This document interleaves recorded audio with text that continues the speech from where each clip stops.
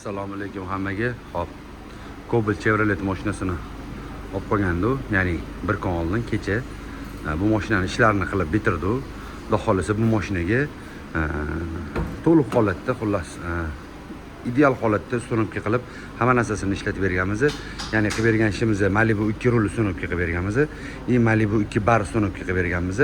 Hop, keyin bunga yana qilib bergan bitta yaxshi, zo'r bitta original, ya'ni qulayli narsa qilib berganmiz. Chunki original bar bo'lgani uchun buni orqasidan havo chiqadiganlarni ulab berganmiz. Mana mana bu joyda havo chiqyapti. Havo chiqadiganlarni qilib berganmiz. Konditsioner, yo'dan konditsioner yoki pechka yoqilsa, xudo xolisa mana bu yerdan havo chiqadi. Original barda mana shunaqa vixti bo'ladi. Mana shu vixtini ulab berdi. Ya'ni mana xohlasanglar unda tekshirib beramiz. Havo chiqyapti. Ko'rasizlar? Xohlagan palajeni qo'yib olasizlar. Tepaga, pastga yopib ochiladi. Yoqmayotgan bo'lsa yopib qo'yasizlar. Oyog'iga desa oyog'iga, pastga, tepaga desa tepaga mana. Xuddi shunaqa ishlaydi mana original. Ko'rasizlarmi? Chotki.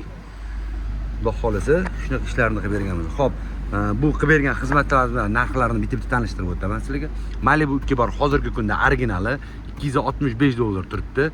Переделкасы bilan bunda, chunki переделка bo'ladi, bu tayyor bo'lmaydi, chunki bu original. Imенно Malibuga moslashgan bo'ladi. Biz buni Cobaltga moslashtirib, ustunovka qilib berishimiz $130 bo'ladi. Xo'p, shu hamma narsasi. Agar men bu orqasini ulatmoqchi bo'lsanglar, bu alohida xizmat bo'ladi. Cobalt mashina, Gentra mashinasidan xuddi shunaqa. Hop, Malibu 2 rul, hop, ustunovka qilib berganmiz. Hozirgi kunda originali $145. Ustunovkasi общий, agar cruise control programmalar yozilmagan bo'lsa, общий 500 ming so'm ustunovkasi. Agar hozirgi chiqayotgan yangi Cobaltda o'zida knopkasi bor, Microphone управление, cruise control hamma narsa ishlaydi. O'shaning uchun ularga ustunovkasi 300 ming so'm bo'ladi. Eski Cobaltlarga, ya'ni 2025 Cobaltlarga ustunovkasi 500 ming so'm bo'ladi. Общий mana lampochkalardan berezovga qilib berdik. Bilganlar bo'lsa, Malibu 2 ning o'zida podsvetkasi oq bo'ladi. Chunki bu eski Cobalt bo'lgani uchun buni podsvetkalari berezovga o'shanga aniq qilib, mos qilib podsvetkalardan to'g'rilab berganmiz. Eng maza qilayotgan joyi mana shu joyga maza qildim. Shu orqada o'tirgan odam, komfortda, orqaga o'tirgan odam. Mana mazza qilib havo chiqib ketadi. Muzdek o'tiradi.